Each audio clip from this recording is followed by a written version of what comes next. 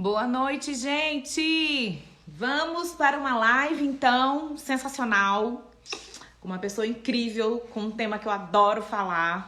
Vamos lá? Equilíbrio já entrou, boa noite! Paloma! Oi, oi, oi, gente! Boa noite, vamos entrando, vamos convidando quem a gente puder aí para falar de um tema super legal. Que, na verdade, é um tema antigo, mas que sempre gera dúvidas, né? E eu acho que é super importante a gente falar um pouquinho sobre ele hoje com uma pessoa super especialista. Deixa eu silenciar aqui meu computador, senão os zaps ficam apitando. Oi, Adriana. Tudo bom, gente? Vamos entrando. Vamos ver se daqui a pouquinho a Thaís entra. Cleidiane, boa noite. Oi, gente. Vamos chamando o pessoal para entrar. Fiquem à vontade. Esperar um pouquinho o pessoal entrar. Oi, oi. Oi, gente. Muito bom ver vocês aqui. Boa noite. A gente vai falar hoje sobre... Oi, Marina. Boa noite. Kelly. Muita gente bacana. Boa noite. A doutora Thaís já entrou. Muito bem. Vou já botar você aqui dentro da live, Thaís. Só um minutinho. Só esperar o pessoal entrar mais um pouquinho pra gente começar a chamar o pessoal. Jefferson, querido, sempre nas lives, obrigada, boa noite, tudo bom? Vamos falar um pouquinho sobre diabetes, gente. Eu tava fazendo uma apuração aqui da enquete que eu fiz com vocês sobre... Oi, Doraci, tudo bom? Boa noite. Oi, Ana, tudo bom? Então, tava fazendo a apuração das perguntinhas e da enquete para falar um pouquinho para vocês. Oi, Gabriel. Boa noite, querido amigo. Tudo bom? Que dia que vai ser nossa live, hein? Que a gente não consegue marcar. Ô, louco. Boa noite. Peraí, Thaís, que eu vou puxar você aqui. Vocês estão me ouvindo bem, né, gente? Peraí. Tem umas perguntas bem bacanas para a doutora Thaís responder pra gente hoje. Aqui. Ver se você recebe aí. Gabriel, não é possível que a gente só vá fazer em 2021 essa live. Hello! Boa noite! Boa noite, Mariana. Boa noite. E aí, tudo bem? Tudo jóia, Mariana. Tô te ouvindo super bem. Também tô Conexão te ouvindo boa. bem. Tudo certo. A gente vai conversando Muito. aqui. Vocês estão ouvindo a gente bem, todo mundo, né, gente? Então tá bom. Doutora Thaís, primeiro eu quero te agradecer, porque foi um convite super em cima da hora. E você aceitou prontamente. Você falou assim, ai meu Deus, que vergonha, mas eu aceito. É assim que tem que ser, gente. É desse jeito. Eu que agradeço o convite, Mariana. Um prazer conversar aqui com você. Já te admiro há um tempo, a gente já andou namorando as nossas profissões para ver se a gente consegue fazer uma parceria e eu ainda boto fé que vai dar certo. Veio a pandemia aí para dar uma desequilibrada, mas vai dar tudo certo. E Eu eu acredito quero... que vai dar sim. Ai, vai sim. A Thaís, gente, eu sempre gosto de começar falando como eu conheci a pessoa que eu convidei. A Thaís, eu conheço ela desde adolescente, brincadeira. Mas desde quando a gente era estudante lá da UNB, a gente é contemporâneo lá da UNB, quando ela fez medicina, eu estava fazendo nutrição. E depois de um tempão a gente se reencontrou. E muito bacana, hoje ela vai se apresentar, vai falar tudo o que ela faz, mas eu super admiro o trabalho dela. E quando eu descobri que ela é uma pessoa que gosta muito de diabetes, aí eu fiquei mais satisfeita ainda e feliz, principalmente diabetes tipo 1, que, assim, é um sacerdócio mesmo, né? Tratar dessa doença, uma doença que é tão prevalente, mas existe tanta confusão em relação à causa, diagnóstico. Você vê que numa enquete boba que eu fiz hoje, né, no Instagram, a gente viu perguntas que ficou 50% respondida de um lado, 50% respondida de outro. Então, hoje a gente vai tentar esclarecer muitas dessas coisas, viu? Doutor Fabiano mandando beijo pra gente aí. Obrigado, doutor Fabiano. Ele é responsável também Direto por do a gente Canadá. Pois é, é, né? Por a gente não ter se precisamos contar reencontrado. por quê, né? Não, que é a profissão dele mesmo? Não sei. Tá. Thaís, mas eu quero que você se apresente, então, primeiro. E agradecer a todo mundo que está entrando aí, gente. Obrigada, viu? Bom, eu sou Thaís, eu sou endocrinologista, sou formada aqui na UNB mesmo. E hoje eu trabalho no Hospital Regional de Taguatinga, trabalho basicamente com diabetes, principalmente diabetes tipo 1, diabetes gestacional, diabetes ligado à gestação de modo geral. E também faço consultório, consultório eu atendo toda a endocrinologia, mas realmente a parte que eu gosto bastante de estudar é a parte de diabetes mesmo. Que é linda, maravilhosa. Isso mesmo. E você também atende consultório, né? Nessa área também mais específica de diabetes. Mas Sim. então, Thaís, eu quero começar pelo começo. A gente precisa conceituar o diabetes. Eu acho que isso precisa ficar muito certo e parece bobeira. Uma das primeiras perguntas da enquete, então, minha, foi: se alguém te perguntar o que é diabetes, você sabe explicar?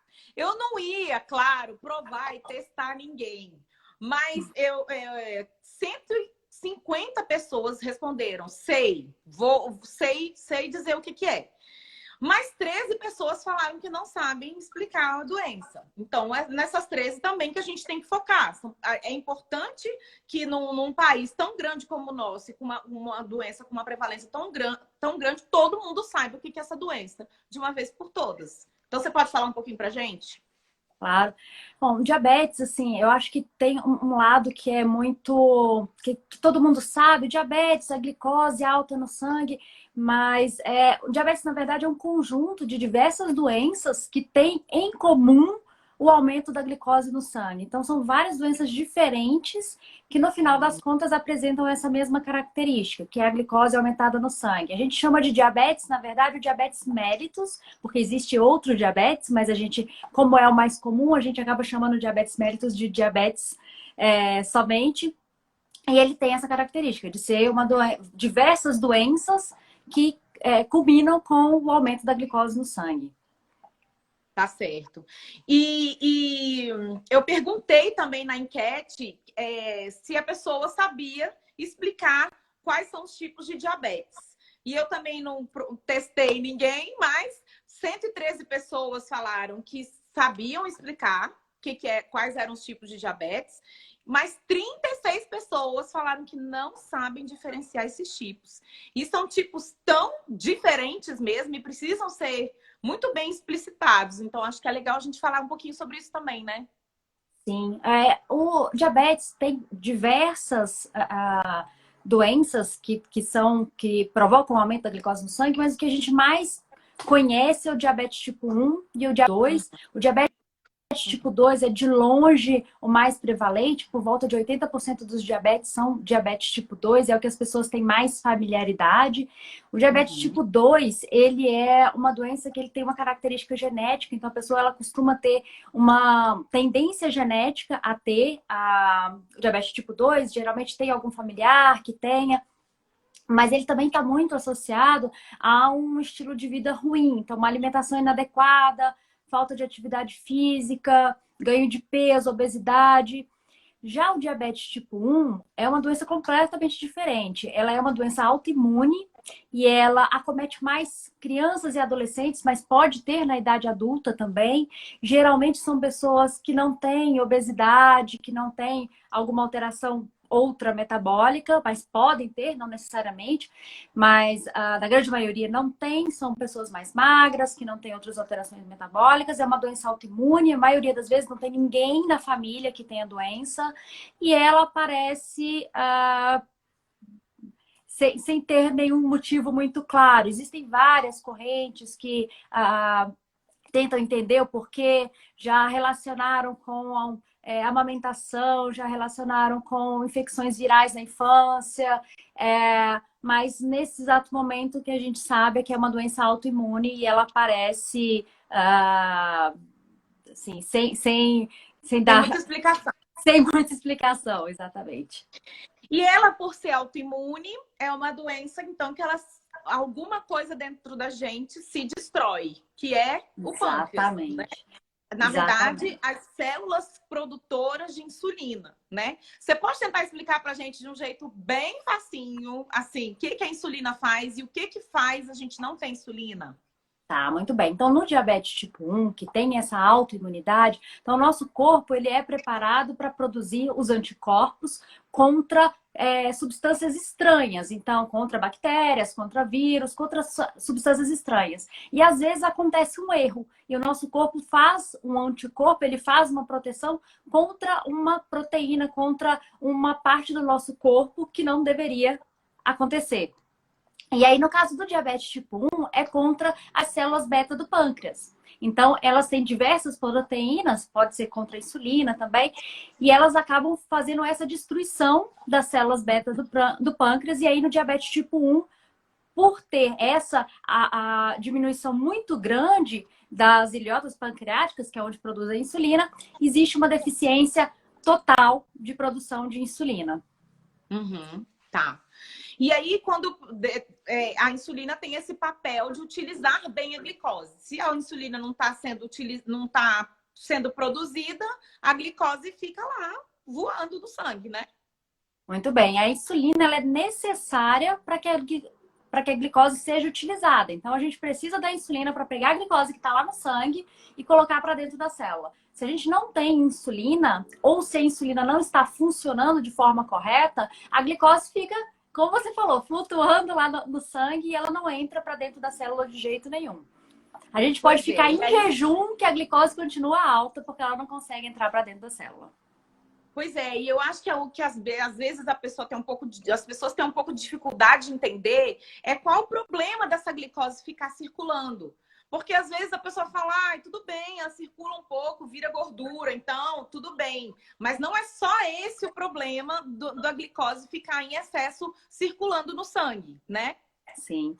A glicose circulando no sangue, ela vai ter um aumento de radicais livres, e esse aumento de radicais livres, eles levam à destruição de diversos órgãos do nosso organismo, mas basicamente a parte da parede das artérias. Então, nós temos, obviamente, vasos no nosso corpo inteiro, e principalmente onde os vasos são mais finos, essa destruição é maior. Então, a gente tem alteração, por exemplo, nos vasos do olho, que são vasos muito fininhos, nos vasos do rim, que são vasos muito fininhos, e também dos vasos que vascularizam os nervos. Então, geralmente, nesses locais onde a gente tem as primeiras alterações, justamente por causa onde são os vasos que são mais fininhos. Então, mais é que a sensíveis. gente chama de glicotoxicidade, né? Então, a glicose traz uma toxicidade para os vasos e isso vai trazendo outros problemas, outras alterações, especialmente onde os vasos são mais frágeis, é isso mesmo.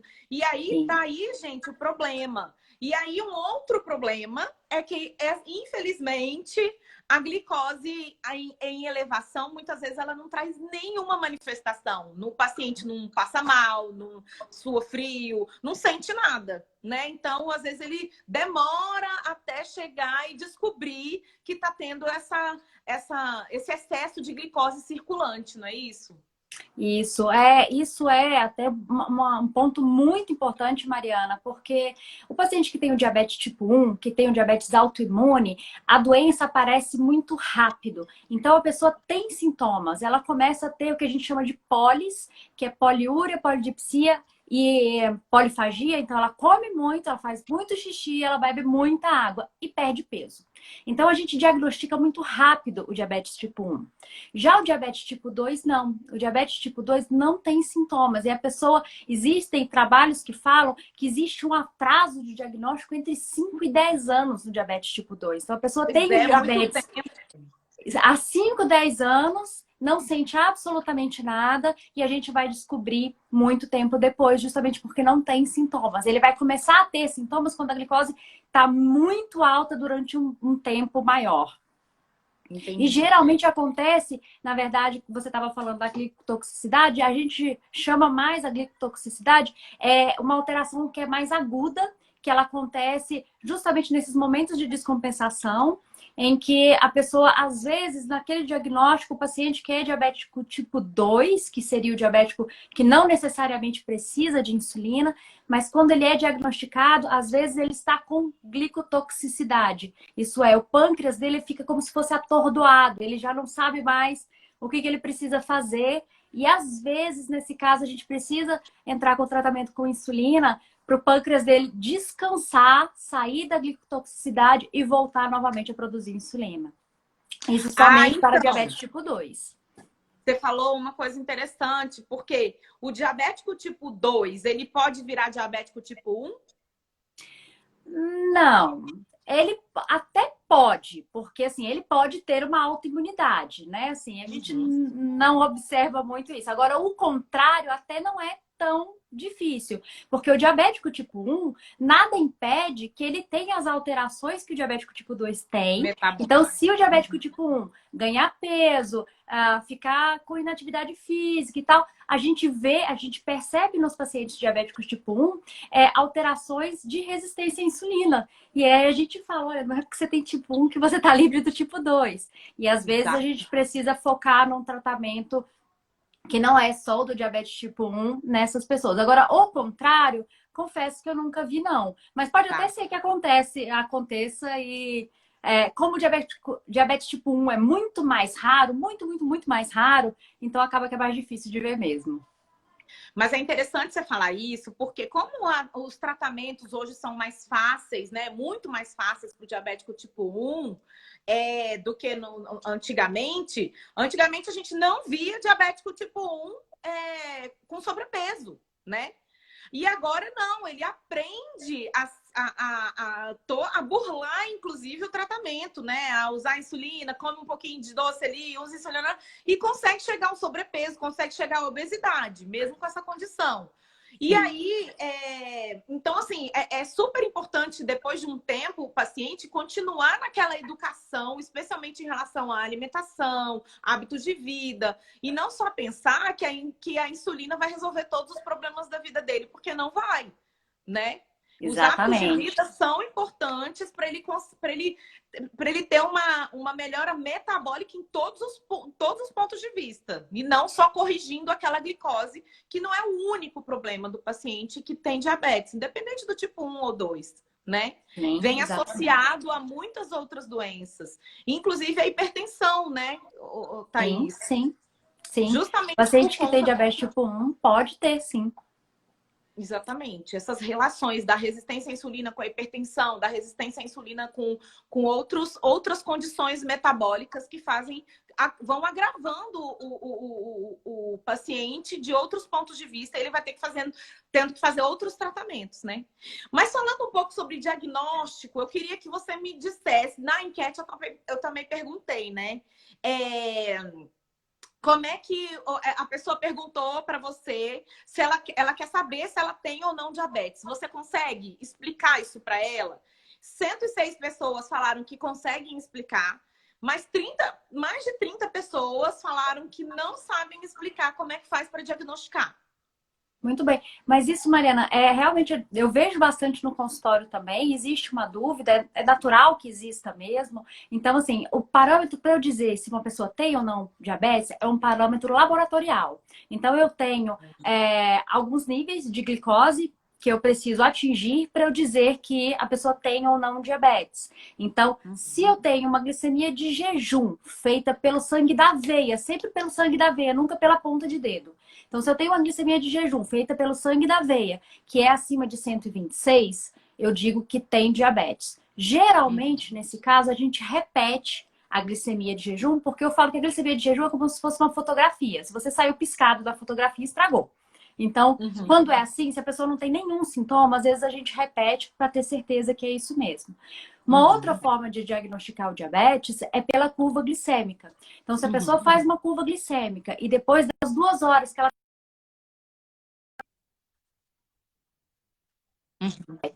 nesse caso, eu poderia não repetir, eu poderia aceitar só esse resultado mesmo. E por fim, a gente tem também a hemoglobina glicada. Então, uma hemoglobina glicada acima de 6,5 também é diagnóstico de diabetes.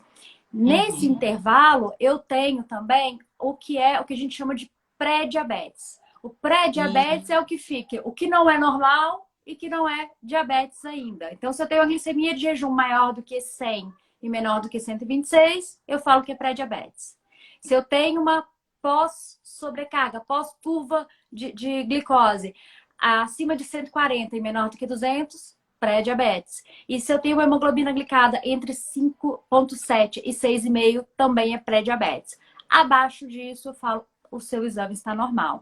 Muitas pessoas me perguntam sobre a resistência à insulina. Elas chegam falando para mim assim, doutora, o nutricionista, o cardiologista, alguém que indicou, me falou que eu estou pré-diabético.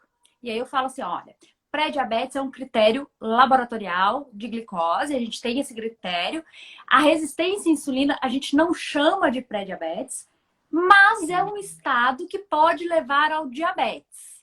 Então, talvez a pessoa tenha falado dessa forma. É um estado que vai levar ao diabetes, por isso ele disse pré-diabetes. Mas não... academicamente, a gente não chama esse estado. Se a glicose está normal, mesmo que tenha resistência à insulina, a gente não chama de pré-diabetes. Apesar de saber que está alterado, né? E que é um caminho que, se a pessoa não mudar estilo de vida e tal, ela vai percorrer e provavelmente vai levar ao diabetes, né? Por isso que é, assim, talvez uma questão de nomenclatura mesmo, de conceito, né? Tá. Interessante isso. E aí, a Nanda fez um comentário que a gente já vai responder. Nanda, não esqueci de você. Aguenta aí, é porque a gente vai só seguir uma linha de raciocínio para a gente chegar aí no seu caso.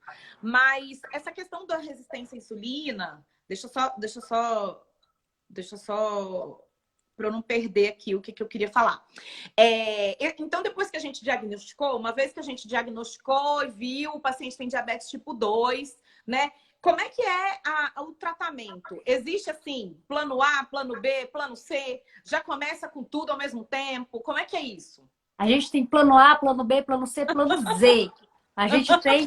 Cada paciente é um paciente. O tratamento é muito individualizado.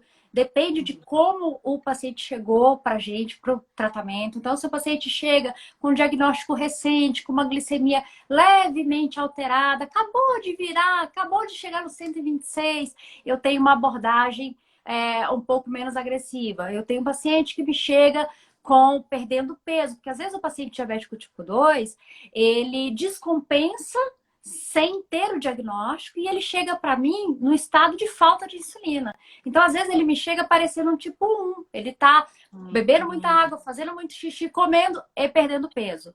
Nesse caso, geralmente, quase 100% das vezes a gente entra com insulina para essas pessoas. Mas aí é aquele caso que eu falei, o pâncreas está atordoado. Então, muitas vezes eu entro com a insulina, dá 1 mês, 2 meses, às vezes eu consigo tirar a insulina. Cada caso é um caso, né? Mas geralmente a gente tem como se fosse um organograma em que a gente vai seguindo, como se fossem degraus.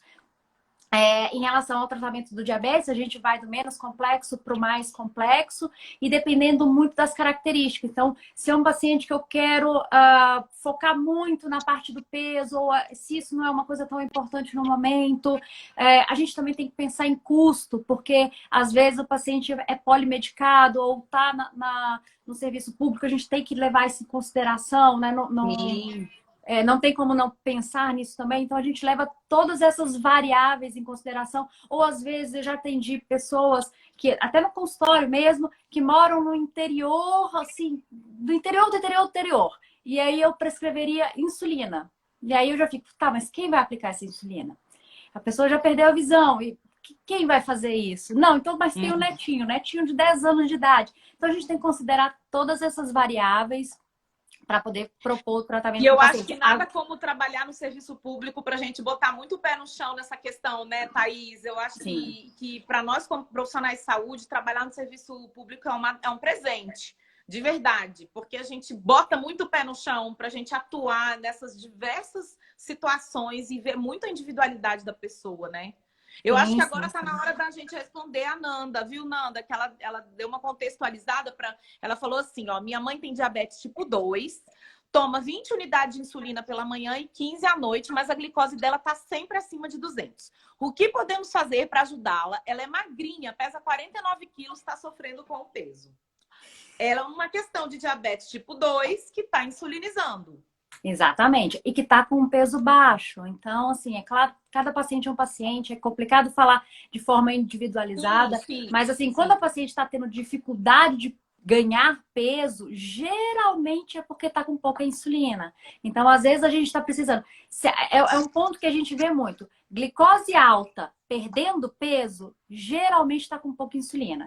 Se a glicose está alta e está ganhando peso, geralmente o problema é a alimentação. Então, a gente tem esse parâmetro. Se a mãe dela está com essa glicose acima de 200 e está tendo dificuldade em ganhar peso ou de manter o peso, é bem possível que esteja precisando de mais insulina. E aí depende, né, claro, de como que está a glicose durante o dia, mas aí pensar talvez já numa glicose no horário da refeição, uma glicose rápida, prandial, e isso tudo tem que ser bem visto com o endocrinologista ou com o clínico que a acompanha, né?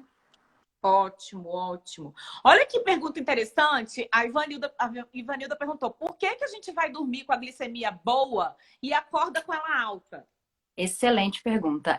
Todos os meus Adorei. pacientes perguntam isso.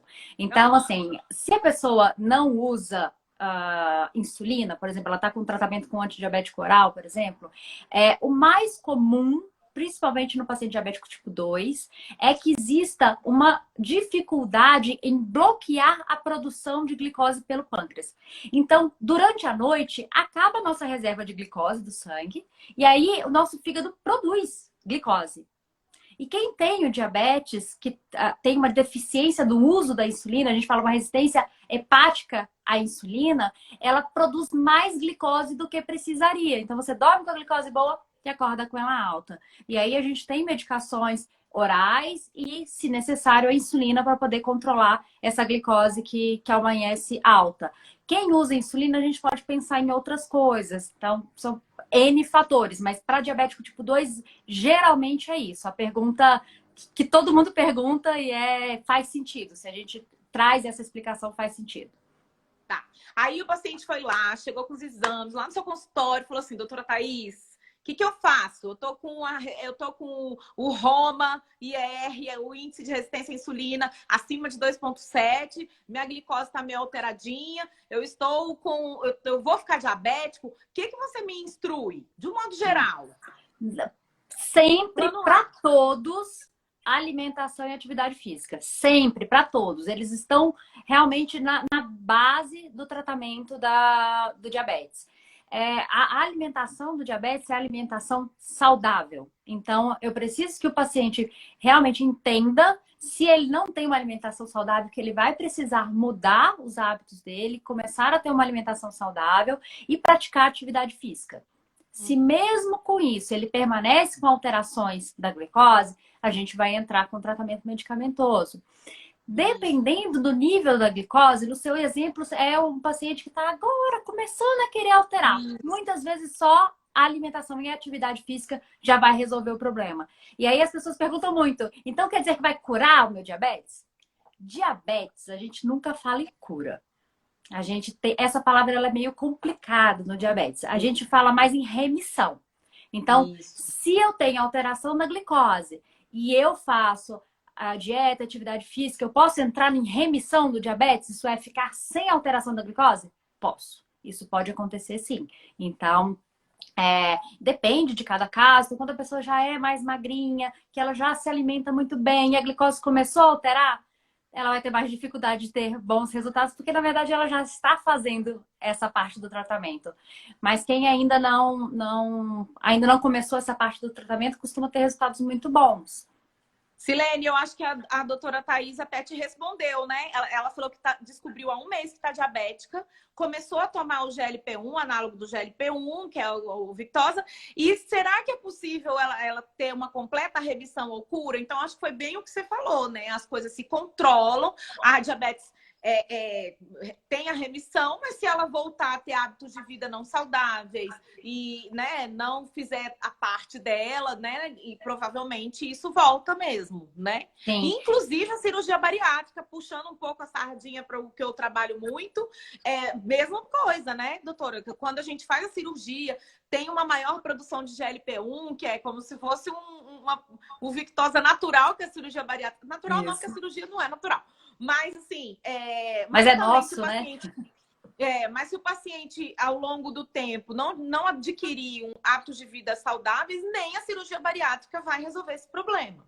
Exatamente. Assim como a cirurgia metabólica, né? Então, a gente até esqueceu de mencionar isso como tratamento do diabetes. Então, além da dieta, da atividade física, dos antidiabéticos orais, os comprimidos, da insulina, tem os análogos do GLP-1, que também são injetáveis. E também tem a possibilidade da cirurgia metabólica. Mas a gente nunca pode falar em cura. Nunca pode falar em cura do diabetes. Infelizmente, por enquanto, a gente não pode falar disso. A gente fala em remissão. E a pessoa pode ficar anos em remissão, mas pode ser que daqui a 10, 20 anos o diabetes volte. A Nana fez uma pergunta interessante também. Ela falou, não sou diabética, mas eu tomo Saxenda, que é também o liraglutida para a obesidade. Sim. Posso me tornar diabética? Também é uma pergunta que os pacientes fazem bastante. É bom que a gente vai falar sobre isso. Não, Nana. O Saxenda, na verdade, a liraglutida, o que a gente tem visto é que os pacientes que usam a liraglutida, eles estão evoluindo menos para o diabetes. Então, não, por causa da medicação, você não vai evoluir para o diabetes. Pode até ser que seja vantajoso em relação a isso. Pode até ser que proteja em relação a isso. Então, ele teria o efeito duplo. Você melhora a perda de peso, então você vai ter o efeito da perda de peso e tem um efeito também no metabolismo da glicose. Às vezes a gente tem um paciente que tem alteração, um pouquinho de alteração da glicose, um pré-diabetes, uma alteração bem fraquinha, e tem a obesidade, e a gente entra com a liraglutida e ele melhora muito. Tanto perdendo peso, quanto pelo uso da medicação. E aí, se eu tiro a medicação, ele dá uma pioradinha. Porque é aquele tanto que é o do remédio, né? Tem o tanto que ele melhora pela perda de peso e tem o tanto que é o do remédio. Então, se eu simplesmente tirar a medicação, às vezes dá uma pioradinha, porque era o tanto do remédio, né? Que estava fazendo efeito. E aí eu preciso puxar esse gancho, já que a gente começou a falar um pouquinho sobre tratamento, que quando você me manda de volta esse paciente, doutora Thaís, porque eu recebo muito, né, falando, olha, a médica disse que vai me dar uma chance de não entrar com medicação ainda, para eu mudar a alimentação e atividade física. Já me matriculei com uma personal e agora eu preciso que você me ajude. Vou fazer, então, low carb, né, doutora? É para cortar pão, é para cortar arroz, é para cortar tudo. Então, eu quero deixar muito claro que não. Na verdade, nenhum tipo de diabetes existe, nada com evidência científica que me faça, como nutricionista, orientar que um paciente corte todos os carboidratos da dieta. A gente precisa de carboidrato, inclusive para fazer atividade física. O organismo do paciente diabético sabe também aproveitar carboidrato, às vezes não é da maneira mais eficiente, mas as medicações, inclusive, são pensadas para digerir os carboidratos. Então, se você inicia uma insulina ou inicia um antidiabético e zera o carboidrato, você está prejudicando o que a endocrinologista pensou quando ela prescreveu para você. Então, eu gosto muito de falar isso, que às vezes a pessoa até dá uma economizada, sabe, doutora Thaís? Vai no endócrino, pega os remédios e fala, já sei o que eu tenho que fazer. Diabético tem que cortar carboidrato. E não é isso. Não é esse o principal, a principal coisa da mudança na alimentação. Né? Mariana. Duas coisas muito importantes para o paciente. Se eu puder dar 2 dicas e sumir, se ninguém puder ir numa nutricionista, eu falo assim, Mariana, você tem 10 segundos para falar o que eu tenho que fazer. Coma mais proteína e coma mais fibra. São as 2 coisas que vão te ajudar. E aí o nutricionista vai te ajudar a variar o cardápio, você não ficar parecendo que tá de dieta a vida inteira, porque essa mudança tem que ser pro resto da vida, né? Então, é isso que a gente faz. A gente incorpora um pouco mais de proteína, porque a proteína ajuda a controlar essa glicose e manter a carga glicêmica da refeição mais baixa. E fibra, que também contribui para essa glicose não ir para a circulação de uma maneira muito rápida, que o organismo não dê conta de sustentar, né? Então, isso é muito importante de ser falado. Eu também não. Também eu sou bem na linha do equilíbrio, eu também não gosto de cortar as coisas. O grande problema que a gente vê é porque às vezes a pessoa come 100% carboidrato. Então a gente fala assim: olha, 100% não precisa cortar. Você não precisa. Você gosta de arroz? Não precisa cortar o arroz. Você gosta de pão? Não precisa cortar o pão. O que não pode fazer é comer só pão. O que não pode fazer é comer só arroz. Então a gente tem que comer o arroz, o feijão, a salada, a carne. Então tem que estar. A alimentação ela tem que ser variada. Os nutricionistas gostam muito da alimentação colorida, né? Mas cortar o carboidrato, realmente eu acho que. Eu também não sou dessa linha, também não gosto de radicalismos. E a gente sabe que não é necessário. Assim, é possível fazer um controle. Né? É muito difícil. Fazer por muito tempo. É bem difícil conseguir. Agora, fizeram uma pergunta na caixinha de pergunta que eu abri hoje à tarde, que eu achei super interessante, que foi assim: é verdade que em alguns casos dá para curar o diabetes só melhorando a alimentação? Na verdade, a gente já falou que não tem cura, mas existem pacientes diabéticos, né, doutora Thaís, que ficam muito bem controlados só com alimentação, sim.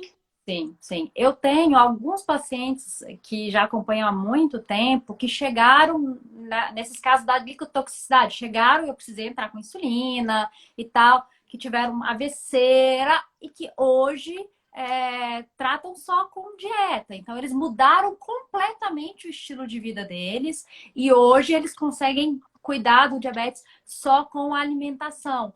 Mas a gente, infelizmente, não pode falar em cura, a gente fala em remissão, mas estão em remissão há muitos anos, mas mudaram completamente a sua rotina, né? E começaram a ver benefício, a atividade física faz um papel fundamental no controle da glicemia. E eu sempre gosto de falar isso, e a gente vê isso no nosso dia a dia, como pessoas que também têm vida, né, normal, que quando a gente está malhando, quando a gente está treinando, a gente tem mais vontade de se alimentar bem e ter outros hábitos de vida saudáveis. É muito impressionante isso. E quando a gente está sedentário, a gente tem mais dificuldade de se alimentar bem e vice-versa. Quando a gente está comendo bem, a gente tem mais estímulo para ir treinar. Então são coisas que um parece que influencia da gente tentar fazer o outro, né? Uma coisa puxa a outra. Então, isso é muito importante também. Gente, um monte de gente mandando beijo aqui. Beijo. Eu tinha mais uma pergunta aqui que eu iria fazer. Peraí. Que alguém falou que eu achei super interessante. Deixa eu ver aqui. Eu acho que eu vi que eles perguntaram do açúcar. Se comer açúcar pode dar o diabetes. Perguntaram aí. Então, tudo começou. Meu convite para a live da doutora Thaís foi porque ontem ela postou no Instagram dela e eu adorei. Foi assim, gente, um vídeo brilhante que eu vou postar aqui nos meus stories assim que a gente terminar a nossa live, porque eu não ia fazer spoiler. Mas era sobre isso, sobre essa questão. E eu fiz essa enquete lá no hoje de manhã. E ficou 50% para cada lado de resposta, doutora Thaís. Que foi o seguinte. Na minha também, foi 50-50. A gente ouve muito isso no consultório, né? Assim, doutora, eu como muito doce. Então, assim, meu filho só come doce. Eu já falei para ele que ele vai virar diabético. Então, existe essa relação? Quem come muito doce pode ficar diabético porque come muito doce? Não, sim. Pelo consumo de açúcar propriamente dito, não. Então, o consumo do excesso de açúcar, o que pode acontecer é a pessoa ganhar peso e, por causa do ganho de peso, desenvolver o diabetes. Então, nessa questão do desenvolvimento de diabetes, é muito mais importante a gordura ruim, a gordura saturada para o desenvolvimento do diabetes do que a glicose. Então, o açúcar, as pessoas perguntam muito isso, ou então o contrário, só como que eu tô diabética? Eu nem gosto de açúcar, eu nem como doce. Exatamente. Como que eu fiquei diabético? E realmente é isso, assim, o consumo da glicose não leva ao diabetes, né? Assim, a gente sabe que a partir das bebidas açucaradas, podem levar um pouco mais de resistência à insulina, mas são vias mais... Não é uma via tão direta, né? Então, mas assim, se a gente fosse, como você falou, se eu tivesse que falar bem rapidinho, falar assim, olha, gordura saturada. Gordura saturada é mais vilão no aparecimento do diabetes.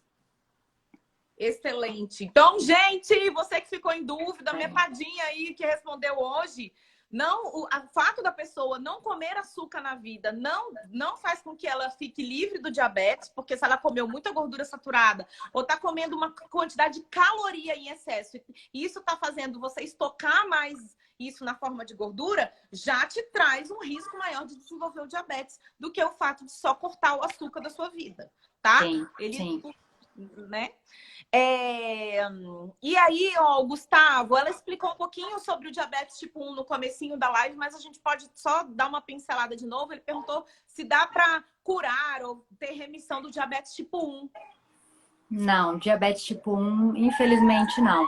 Diabetes tipo 1, ele é danado, assim, as linhas de pesquisa, elas são com quimioterápicos, geralmente, e por enquanto ainda não. E com alimentação, não. A gente não tem remissão nem com alimentação, nem com atividade física. Elas são muito importantes para ajudar no controle da glicose. Mas se a pessoa que tem diabetes tipo 1, se ela ficar em jejum, mesmo assim a glicose dela sobe. Então, não, infelizmente, não. Uhum. Tá.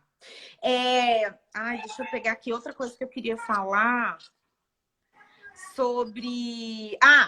que eu vi que você, ano passado, foi num congresso maravilhoso. Eu queria que você falasse um pouquinho, você e a doutora Denise, e vocês mostraram várias novidades em tratamentos de diabetes, que eu acho que é uma das coisas que as pessoas ficam sempre muito preocupadas em dar mais qualidade de vida para o paciente que tem diabetes.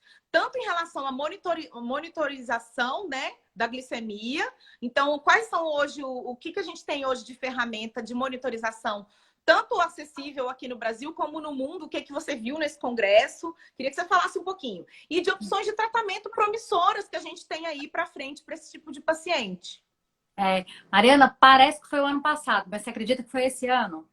Porque foi pré-Covid. Foi exatamente antes do Covid. Eu lembro que foi recente, mas é porque como esse Covid pirou nossa cabeça... Nossa, foi 2020. Foi antes do Uau! Carnaval. Foi exatamente antes do Carnaval. Mesmo, ele se chama ATTD, que é Tecnologias Avançadas do Tratamento de Diabetes. Isso. Nossa, eu acompanhei vocês, parecia que eu estava lá.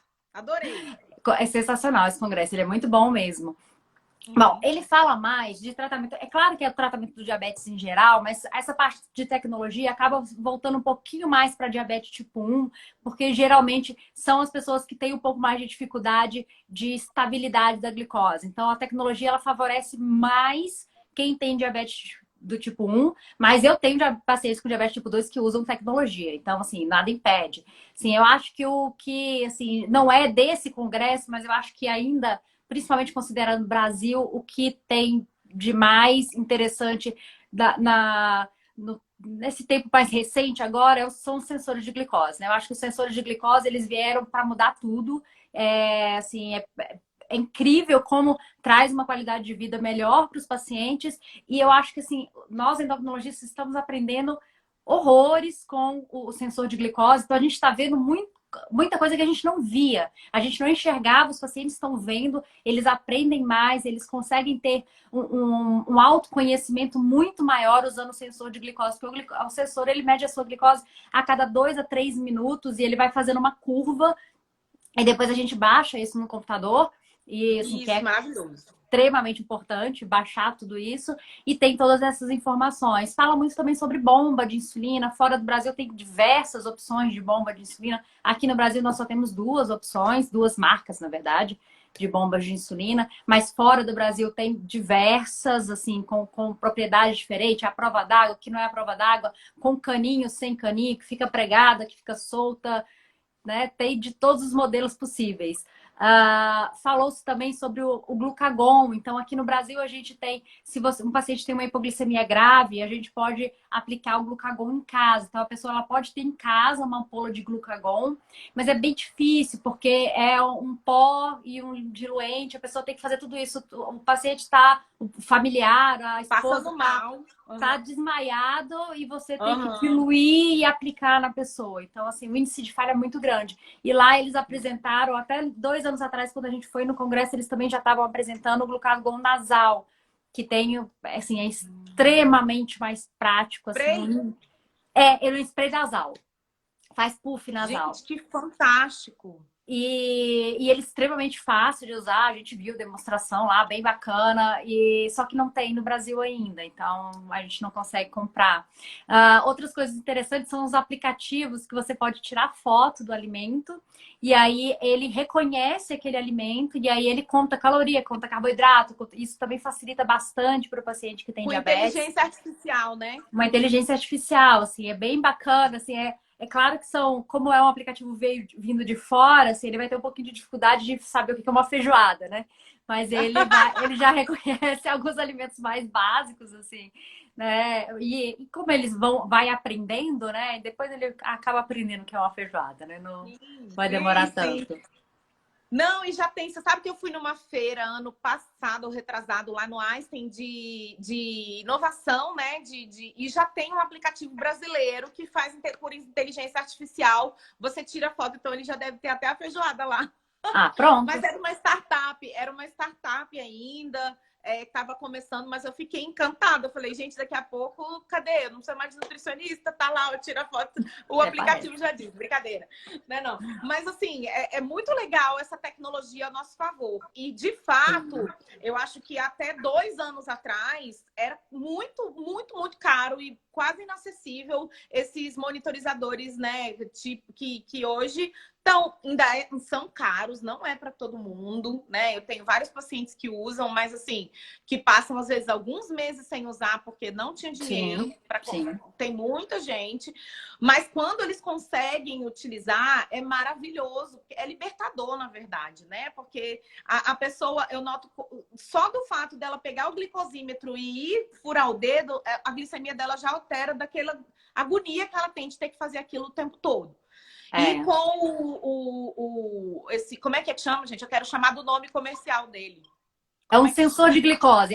Ele só existe este no mercado que a gente chama de sensor flash. A gente fala que é o sensor flash de glicose, Entendi. Que é o único no mercado. No Brasil, ele também é o único de qualquer categoria. Então, aqui no Brasil, a gente não tem o CGM propriamente dito, que seria o Holter... que não esteja... só existe ele ligado à bomba de insulina. Fora da bomba de insulina, ele não tem. Então, o que a gente tem no Brasil é só esse, que é o sistema Flash, que só tem esse que você quer falar a marca. Isso, tá. Olha que pergunta mais legal. A Isabel perguntou, quem tem pancreatite pode desenvolver diabetes? Sim. Quem tem pancreatite. Sim, a destruição do pâncreas pela pancreatite pode levar a diabetes. Às vezes a pessoa tem a pancreatite e alguns anos depois ela tem diabetes, ou às vezes até bem próximo da pancreatite. Se for uma pancreatite assim, muito devastadora, assim, geralmente até os pacientes que têm dor crônica, que têm a necessidade de repor enzima pancreática, geralmente tem diabetes também. E aí esse diabetes, apesar da causa ser diferente, ele vai parecer muito com diabetes tipo 1. A gente acaba quando está... por exemplo, lá no hospital que eu trabalho, na rede pública, a gente tem pacientes que têm as características. Às vezes a gente até escreve diabetes tipo 1, porque vai para o ambulatório de diabetes tipo 1, porque na verdade o tratamento vai ficar muito mais parecido com o diabetes tipo 1 do que o diabetes tipo 2. Sim. Agora, olha só, para você conquistar os meus pacientes operados, Thaís, de uma vez por todas. A Aline botou assim uma coisa na nossa boca, que é o seguinte, ela perguntou, é aconselhado para o paciente pós-bariátrica fazer o acompanhamento com o endocrinologista? Claro! Claro! Ai, foi um prato cheio, então. Sim! Mas é legal, porque assim, ó, essa pergunta foi maravilhosa, porque nos países que não o Brasil, quem faz o acompanhamento, geralmente, desses pacientes clínicos de bariátrica em longo prazo, se não um endocrinologista, é um clínico mesmo e não um cirurgião. É porque na cultura aqui do Brasil, Thaís, o cirurgião acaba fazendo também esse acompanhamento clínico, né? Mas explica um pouquinho, então, o papel do endocrinologista. No pós-bariátrica. O paciente ele não pode ficar sem acompanhamento, né? Então ele precisa ter um retorno, ele precisa fazer o acompanhamento das deficiências nutricionais que vão acontecer com a bariátrica. Então é relativamente comum no consultório, a pessoa chega 5 anos sem tomar nada, sem acompanhamento. Então, assim, se o cirurgião bariátrico está oferecendo esse acompanhamento, pode ser com o cirurgião bariátrico. O que não pode é ficar sem. Então, ou o cirurgião bariátrico, ou a endocrinologista, e, nos 2 casos, a nutricionista, né? Isso mesmo. E assim, eu amo quando o paciente tá retornando no endocrinologista depois da bariátrica, porque o endócrino vai ter uma visão geral de outras coisas hormonais. E olha, quase 90% dos nossos pacientes são mulheres, Thaís. Então, quantas mudanças a gente não sofre? A paciente, além da bariátrica, não vai sofrendo ao longo da vida, né? Então, a gente tem a menopausa que vem aí, a gente tem transformações, muitas vezes a mulher engravida depois, tem mudanças hormonais, tireoide, que a prevalência é grande também, né? Aqui na região e tal. Enfim, o endocrinologista vai ter uma visão totalmente global de toda essa situação, porque também, Thaís, o que eu observo é que depois da bariátrica, a paciente ela começa a se cuidar mais. A paciente, mulher ou homem mesmo, o indivíduo começa a se cuidar mais porque vai fazer mais exames e tal.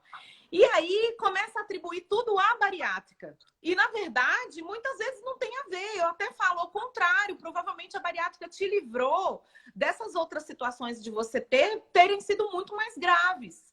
Então, eu acho que o endocrinologista tem essa função principal de olhar o paciente como um todo. Ele não olhar só a parte bariátrica, né? Ele olha tudo. Clínico é diferente de cirurgião, né? O clínico, ele tem mais essa visão do todo, né? A gente acaba tendo mais, o endocrinologista, assim, ele chega com a pastinha, quer te entregar um exame, você fala, não, eu quero ver tudo. Pode botar todos aqui em cima que a gente vai ver tudo, né? E é isso mesmo. E a pessoa, assim, é bem comum. Ela chega no consultório e ela fala assim, não, eu tô bem e tal. E você vai dosar, você não tem ferritina, não tem nada. E aí, quando repõe, a pessoa fala assim, nossa, eu melhorei tanto. Que eu não tava bem. Porque como vai sendo devagarzinho, não é de um dia pro outro. É devagarzinho, exatamente. A pessoa nem percebe o quanto ela tá ruim. E aí, quando repõe, poxa vida, por que eu fiquei tanto tempo, né? A gente precisa vigiar a parte do osso também, a parte da densitometria, que tem também bastante alteração, a parte do cálcio. Então, assim, o acompanhamento é fundamental. Tem que ter acompanhamento. Aí vou puxar o gancho de uma paciente que perguntou, ó, fiz bariátrica há 5 anos, eu ainda tenho risco de ter diabetes? E a outra também operada falou, olha, mesmo depois da bariátrica, eu tenho chance de ter diabetes tipo 2 por hereditariedade? Tem. Ainda tem chance, sim. Então, diabetes tipo 2... desculpa, a pessoa que fez a cirurgia bariátrica não tem nenhum histórico, já não tinha antes diabetes e tal, vai ter muito menos chance de ter diabetes. Mas se já tinha alteração de glicose, se já tem histórico familiar, sim, pode sim. Ela vai ficar um tempo aí no que a gente chama de remissão, vai ficar bem, mas em algum momento pode sim voltar. E as 2 respostas são mais ou menos parecidas, né? As 2 perguntas foram mais ou menos parecidas. É a questão se posso, tendo ou não tendo histórico familiar e tendo ou não alteração antes, pode ser que ainda venha o diabetes no futuro, principalmente se não se cuidar, principalmente se tiver reganho de peso, né? Se não tiver, você vai adiando. Você pode adiar 40 anos, você pode adiar 50 anos, a gente vai adiando. É isso. E é isso que eu falo, mudança no estilo de vida. Quem liga o botãozinho, vira a chavinha e melhora, aproveita essa oportunidade para melhorar o estilo de vida, sair do sedentarismo, provavelmente vai postergar e vai ter, né, vai morrer de outra coisa. Disso não. Então, assim, isso é que é importante, né? Isso prolonga e dá qualidade de vida, né? Tanto a perda de peso clínica quanto a cirurgia bariátrica. A Aline escreveu, anotar na agenda, marcar endocrinologista para ontem. Exatamente. Aline, você tá sumida. Mas é verdade. Ó, e a Sweet Lustra falou assim, e a vitamina D? Todo mundo pergunta da vitamina D. Tem alguma relação da vitamina D adequada com diabetes? Vinícius, você também, Vinícius. Tô com saudade do Vinícius, gente. Beijo, querido. A Sweet depois entra lá no Instagram dela, ela faz desenhos incríveis. A maior parte dos desenhos dela tem relação com diabetes. Jura? Mas ela faz outros desenhos também, são incríveis. Eu sou super fã. É a Natália, o nome dela, eu sou super fã dela. Mas ela perguntou da vitamina D. Bom, o que a gente sabe de vitamina Sweet, D? vou te seguir. O que a gente sabe o que a gente sabe da vitamina D é que, assim, existe relação, sim, existe relação com o desenvolvimento, existe relação com o mau controle, mas é uma relação, a gente não tem causa e efeito ainda, sabe, Mariana? Então, a gente procura deixar a vitamina D, em vez de deixar aquela faixa cinzenta, a gente, do 20 e 30, a gente acaba tratando, né, a pessoa que tem risco para diabetes, ou então que já tem diabetes, a gente acaba tratando nessa faixa cinzenta, mas se tiver acima de 30, tá tudo ok. Bacana, legal. Então, assim, é importante. E agora a pandemia, né? D. Agora a pandemia, ninguém tá fazendo vitamina D. Exatamente. Então é muito importante cuidar não só da vitamina D, mas, gente, você manter todas as vitaminas e minerais no estado adequado, sua imunidade legal, tudo isso, na verdade, vai contribuir para você se compensar em todos os aspectos, inclusive nos hormonais e na questão do diabetes, se você for diabético, né? Exatamente. Então, na verdade, e alimentação saudável, variada, que vai fazer toda essa questão, né? Nossa, muita coisa a gente falou, Thaís. Deixa eu ver se faltou alguma coisa, porque faltou, acho que, poucos minutos para a gente terminar. Passou muito rápido. Passou.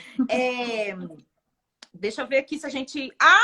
vamos falar sobre intestino, que é uma coisa legal. Microbiota, probiótico, que agora está super na moda. Vamos falar de microbiota. O que a gente tem hoje de evidência científica em relação a isso, especificamente com diabetes? A pessoa que tem diabetes, a pessoa que tem obesidade, ela tem alteração de microbiota. Isso a gente já sabe. É uma microbiota específica. Que ela é diferente. Ela é obesogênica e diabetogênica. E acaba entrando num ciclo vicioso. Então, a pessoa que tem obesidade desenvolve essa microbiota e ter essa microbiota facilita a obesidade. Agora, a gente ainda não conseguiu a evidência de que se você usar os probióticos, você pode melhorar. Geralmente, o que acontece quando você usa o probiótico, você melhora naquele momento e, em seguida, a flora se refaz.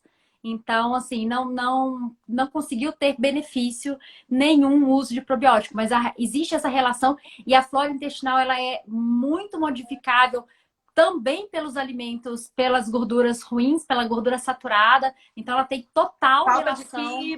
Falta de fibra, tem total relação com a modificação da microbiota. E a modificação da microbiota é super rápido. E depois, para desfazer, que é o nó. Então, para mudar para a microbiota ruim, é super rápido. Para desfazer, é que é complicado.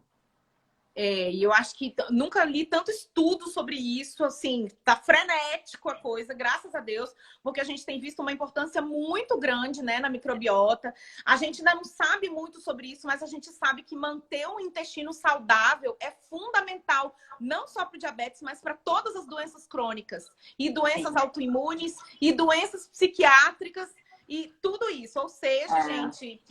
Por diversas razões, a gente tem um motivo lá de manter o nosso intestino saudável, né? E às vezes é importante usar probiótico, e aí o nutricionista vai te ajudar nisso. Uma alimentação rica em fibras vai te ajudar nisso, pobre em gorduras, né, gente? O consumo de água também faz toda a diferença. Então, é aquilo que a gente sabe, mas que é difícil a gente fazer, e às vezes a gente precisa de um acompanhamento de uma pessoa que te monitore em relação a isso. Thaís, quero te agradecer. Faltam 2 minutos para terminar. Eu acho que a gente conseguiu até responder todo mundo.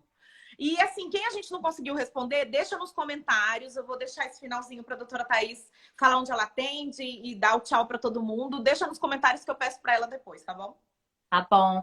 Ai, Mariana, queria agradecer, foi ótimo. Eu acho que foi bem legal mesmo. A gente teve a puxada da pergunta, que foi bem meio a meio ali, aquela questão do açúcar. E eu achei que foi bem bacana, eu acho que a gente conseguiu abordar bastante coisa mesmo. Eu atendo, como eu falei, no serviço público, atendo também na Asa Sul, no serviço privado, aqui no Júlia Diney. Gosto bastante de tratar diabetes, realmente é o que eu mais estudo e o que eu mais trato, né?